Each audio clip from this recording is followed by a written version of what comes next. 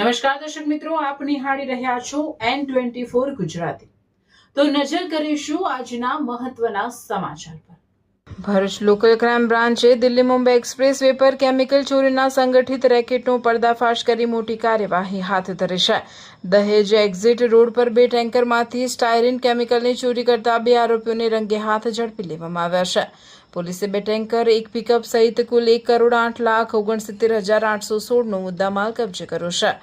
Police મહાનિરીક્ષક Sandipsinh તથા ભરૂચ જિલ્લા police અધિક્ષક અક્ષયરાજના માર્ગદર્શન હેઠળ ભરૂચ એલસીબી દ્વારા જિલ્લામાં કેમિકલ ચોરી સહિતના સંગઠિત ગુનાઓ સામે વિશેષ પેટ્રોલિંગ હાથ ધરવામાં આવ્યું હતું।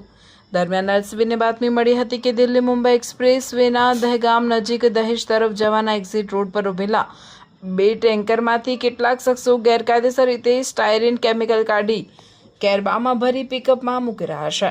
બાતમીના આધારે એલસીબીની ટીમે સ્થળ પર દરોડો પાડતા 2 ટેન્કરમાંથી સ્ટાયરીન કેમિકલની ચોરી ચાલી રહી હોવાનું સામે આવ્યું હતું।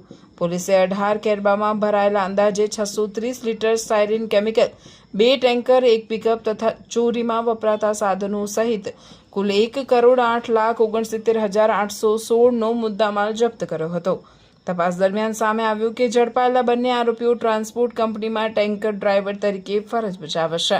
તેઓ સુરતના હજીરાથી સ્ટાયરીન કેમિકલ ભરી દહેજ સ્થિત BASF કંપનીમાં પહોંચાડવા નીકળ્યા હતા, પરંતુ માર્ગમાં પાલેજના સત્તાર ઉર્ફે સમીરના સંપર્કમાં આવી ટેન્કરના વાલ્વ ઢીલા કરી કેમિકલની ચોરી કરતા ઝડપાઈ ગયા હતા।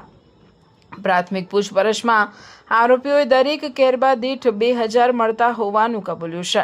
આ કેસમાં પોલીસે 2 આરોપીઓની ધરપકડ કરી છે, જ્યારે સમગ્ર કાવતરાના મુખ્ય સૂત્રધાર સત્તાર ઉર્ફે સમીર, તેનો સાગરીત ભગત તથા સંપર્ક કરાવનાર સરતાજ નામના ડ્રાઈવરને વોન્ટેડ જાહેર કરી તેમની શોધખોળ શરૂ કરી છે। પોલીસે સમગ્ર મામલે ભારતીય નાગરિક ન્યાય સંહિતાની સંબંધિત કલમો હેઠળ ગુનો નોંધી વધુ તપાસ હાથ ધરી છે।